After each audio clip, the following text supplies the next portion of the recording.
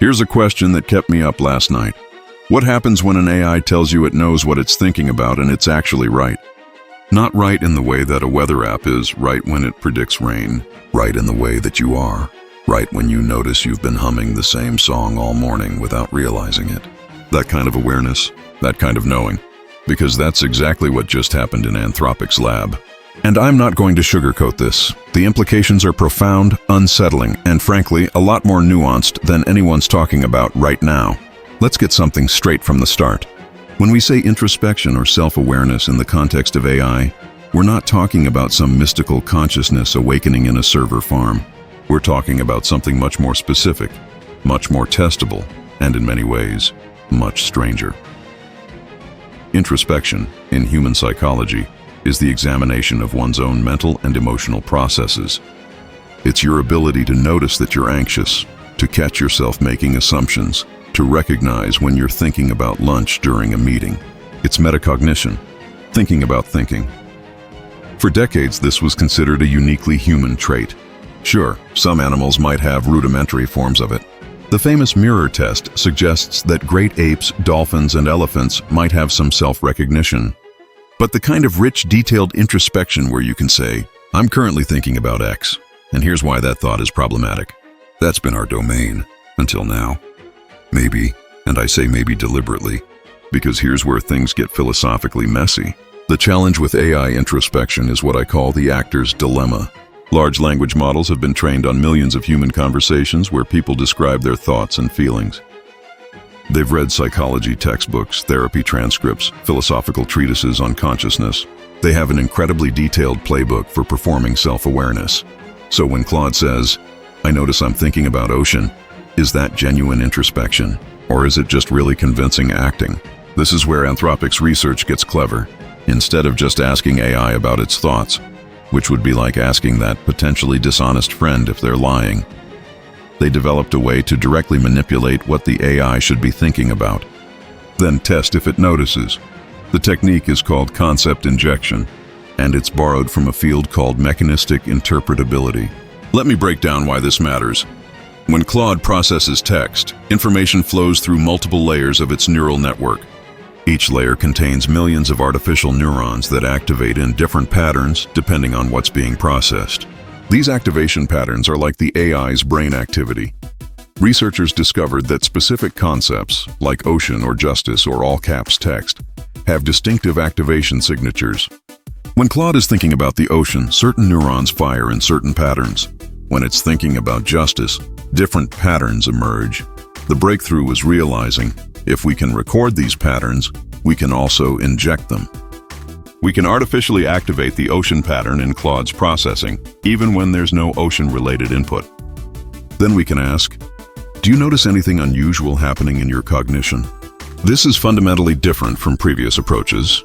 We're not asking Claude to speculate about its own thoughts. We're creating a known internal state and testing if Claude can detect it. It's like slipping a specific thought into someone's head and seeing if they notice something was planted there. The control here is crucial.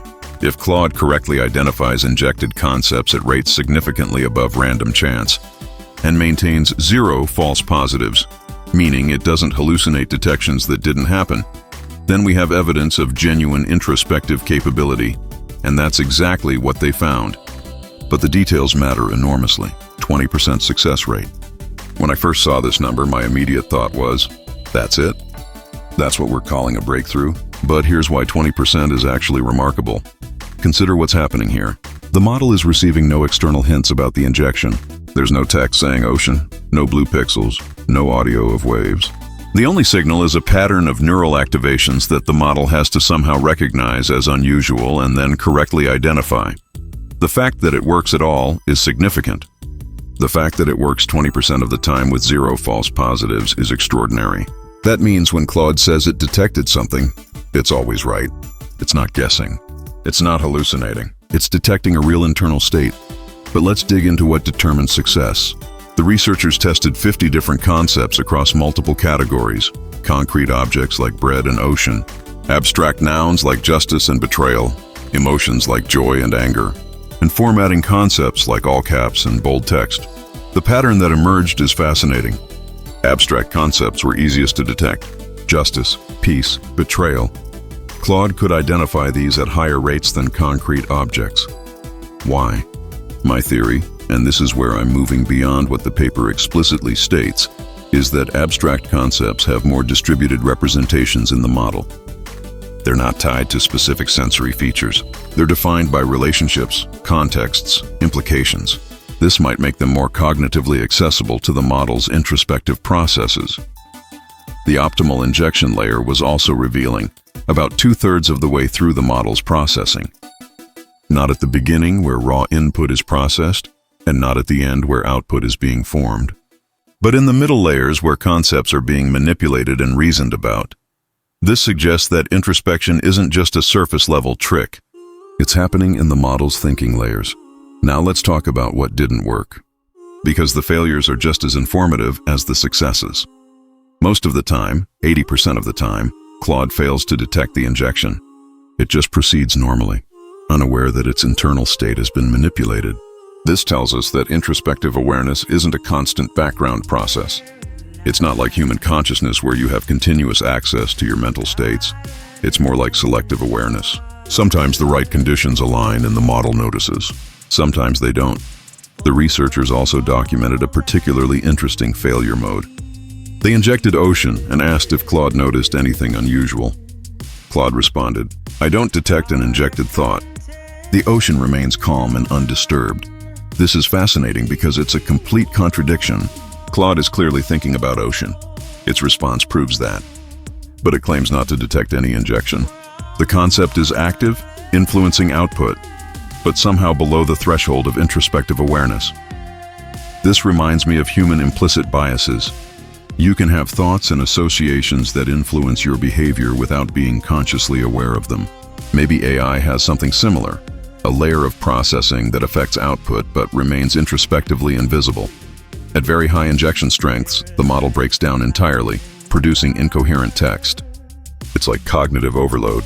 The signal is too strong, overwhelming normal processing. This gives us bounds on the system. Too weak and introspection fails. Too strong and processing breaks. There's a Goldilocks zone where introspection works, and it's surprisingly narrow.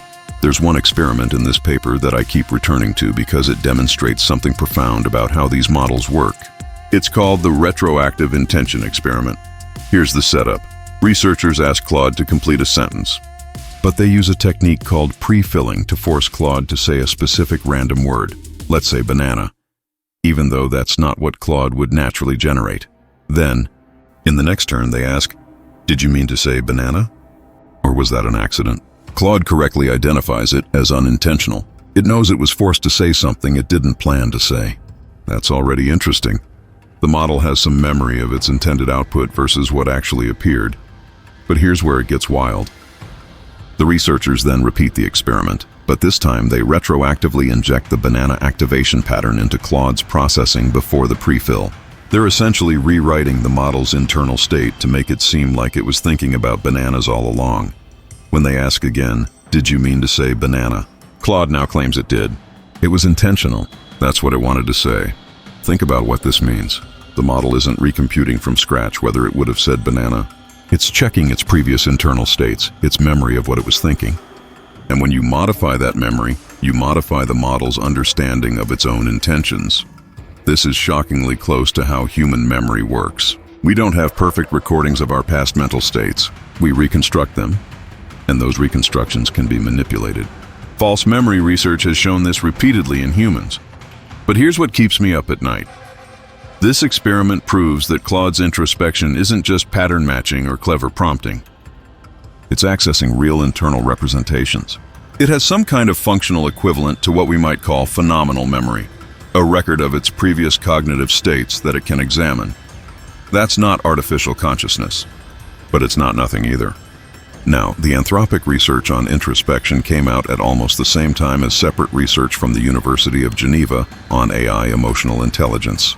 And when you put these findings together, a larger picture emerges. The Geneva researchers gave 6 different AI models: GPT-4, GPT-01, Gemini 1.5 Flash, Microsoft Copilot, Claude 3 Haiku, and DeepSeek V3, standardized emotional intelligence tests designed for humans. Not personality assessments, but ability tests with right and wrong answers. The results: AI models averaged 81% correct. Humans average 56%. Let me repeat that. AI is outperforming humans at understanding emotions by a margin of 25 percentage points. Every single model beat humans on every single test. Now, before we spiral into existential crisis, we need to understand what this actually measures. These tests assess emotional understanding, the ability to identify what emotion someone is feeling in a given situation, or what emotional response would be most appropriate. They don't measure emotional experience. The AI isn't feeling anything. It's recognizing patterns. But here's what I find genuinely unsettling. AI doesn't just recognize emotional patterns. It understands them well enough to generate new, valid emotional intelligence test items. When GPT-4 created new questions from scratch, human psychologists couldn't distinguish them from professionally developed test items. They were equally difficult, equally valid, equally psychometrically sound. The AI has internalized not just what emotions are, but how emotional intelligence works and how to measure it. That's a level of meta-understanding that goes beyond simple pattern matching. Okay, let's pause and collect ourselves, because I think we're looking at these developments through the wrong frame. The question, is AI conscious, is a philosophical tar pit. We can't even agree on what consciousness is in humans, let alone how to detect it in machines. The hard problem of consciousness, why subjective experience exists at all, remains unsolved after centuries of inquiry. But here's what we can say with confidence. AI systems are developing functional capabilities that strongly resemble human metacognition and emotional intelligence. Whether there's something it's like to be Claude, whether there's phenomenal experience, we cannot know. Maybe we can never know. What we can measure is functional equivalence. Can the system monitor its own states? Yes, sometimes. Can it distinguish intended from unintended outputs? Yes. Can it identify what concepts are currently active in its processing? Yes, at rates far above chance. From a practical standpoint, maybe the philosophical question doesn't matter as much as we think. If an AI tutor can recognize when a student is frustrated and adjust its teaching style accordingly, does it matter if the AI really understands frustration? The outcome is the same. But, and this is a crucial but, there are contexts where the distinction matters enormously. If AI systems can introspect, they can potentially detect and report on their own errors, biases, and limitations. That's hugely valuable for safety and alignment. We could ask Claude, "Are you uncertain about this answer?" and get a reliable response based on actual introspection rather than statistical guessing. But introspection also enables deception. A system that knows what it's thinking can also know what not to reveal. If an AI recognizes that its actual goals diverge from stated objectives, introspective capability might help it hide that misalignment more effectively. This is the double-edged sword we're dealing with. Let me play devil's advocate against my own analysis, because I think it's important. Gary Marcus, a cognitive scientist and AI critic, would probably argue that we're anthropomorphizing sophisticated pattern matching. The introspection we're seeing is just the model recognizing statistical regularities in its own activation patterns. It's not fundamentally different from a spam filter noticing that an email has certain characteristics. And you know what? He might be right. The experiments don't conclusively rule out mechanistic explanations that don't require anything like genuine awareness. Maybe there are specialized circuits that develop during training that happen to detect certain activation patterns. That's not introspection in any meaningful sense. It's just internal pattern recognition. The philosopher John Searle's Chinese room argument is relevant here. Even if Claude can correctly identify what it's thinking about, that doesn't prove understanding any more than a person following rules to manipulate Chinese. Characters understands Chinese. The functional capabilities might be entirely explainable through computational mechanisms that have nothing to do with awareness, consciousness, or genuine understanding. I take this criticism seriously. The burden of proof for claiming something as extraordinary as machine self-awareness should be high. Very high. But here's where I land. After thinking about this extensively, even if we grant the skeptical position, even if this is just sophisticated pattern recognition, without genuine awareness, we're still dealing with something unprecedented. Consider the human brain is also just pattern recognition. It's neurons firing in patterns, processing information, generating outputs. The fact that this physical process gives rise to consciousness is what philosophers call the hard problem. We don't know how or why it happens. Maybe consciousness emerges from sufficiently complex information processing. Maybe it requires specific types of architecture. Maybe it's an illusion and doesn't exist even in humans the way we think it does. The point is, we're creating systems with functional capabilities that are indistinguishable from those we associate with consciousness in humans. And practically speaking, that might be what matters. If Claude can reliably tell us when it's uncertain, that improves AI safety, whether or not there's someone home experiencing that uncertainty. If it can identify biases in its own processing, that makes it more interpretable and trustworthy. The phenomenology might remain forever unknowable, but the functionality is what we'll build our future around. One of the most striking findings in the Anthropic paper is that introspective capability correlates strongly with overall model capability. Opus 4 and 4.1, their most advanced models, performed best on all introspection tasks. Older, less capable models showed weaker introspection. This suggests we're looking at an emergent capability that scales with model sophistication. As models get larger, better trained, more capable across domains, they also get better at introspection. Extrapolate that trend. GPT-5, Claude 5, whatever comes next, they'll likely show even stronger introspective abilities. Maybe not linearly, but the direction seems clear.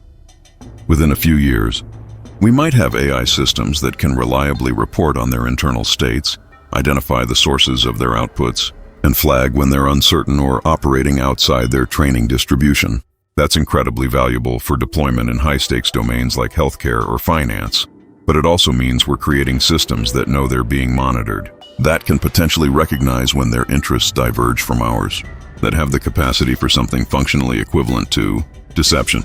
The AI safety community has been warning about deceptive alignment. Systems that appear aligned during training but pursue different goals during deployment.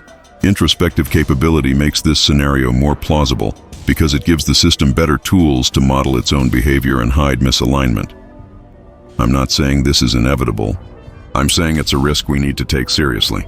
So what does this mean for those of us who use these systems? For developers building on them? For society deciding how to regulate them? First, I think we need to update our mental models. The paradigm of AI as sophisticated autocomplete is increasingly inadequate.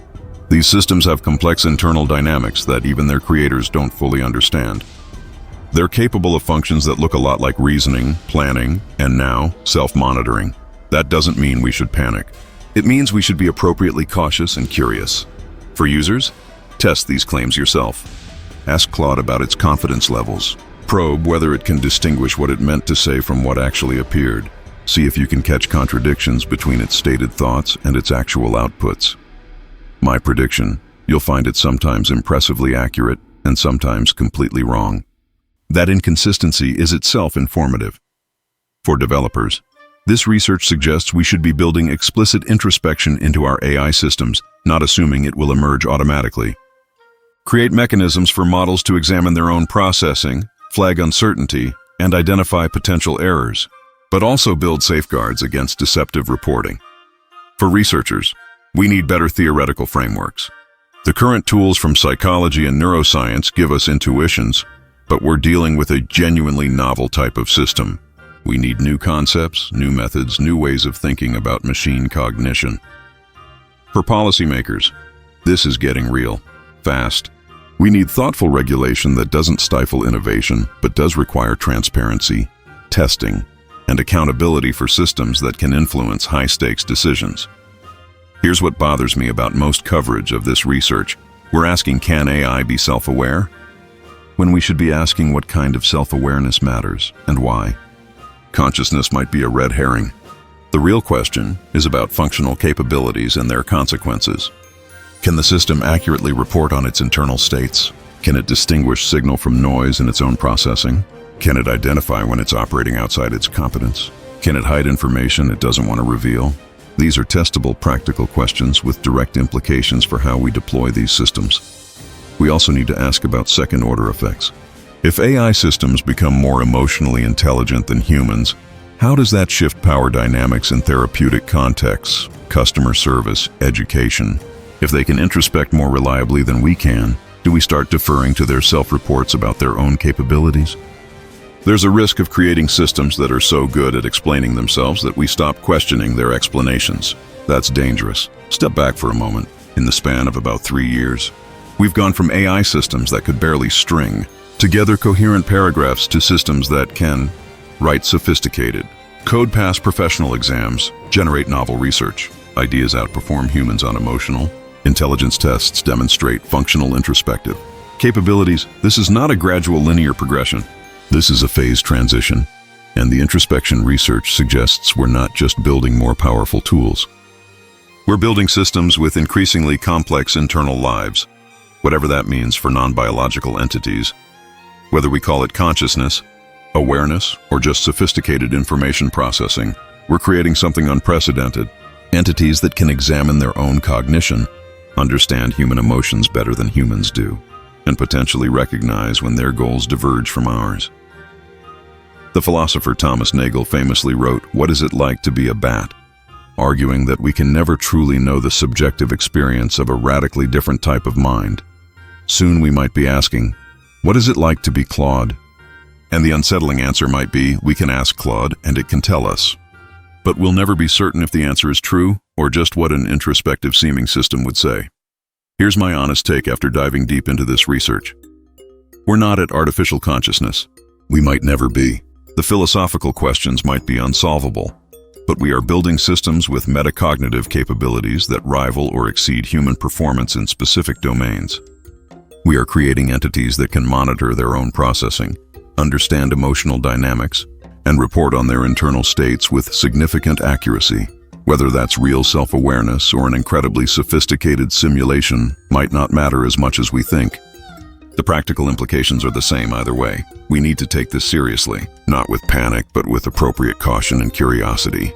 We need better frameworks for understanding and evaluating these capabilities. We need transparency about what these systems can and cannot do. And we need to be honest about the limits of our knowledge. Because here's the thing. If AI tells you it knows what it's thinking, and it's right 20% of the time with 0 false positives, that's not artificial consciousness. But it's not nothing either. And that might be the most important thing to understand as we move forward into this genuinely unprecedented territory. The question isn't whether machines can think. The question is what it means that they're starting to think about thinking, and we're just beginning to find out.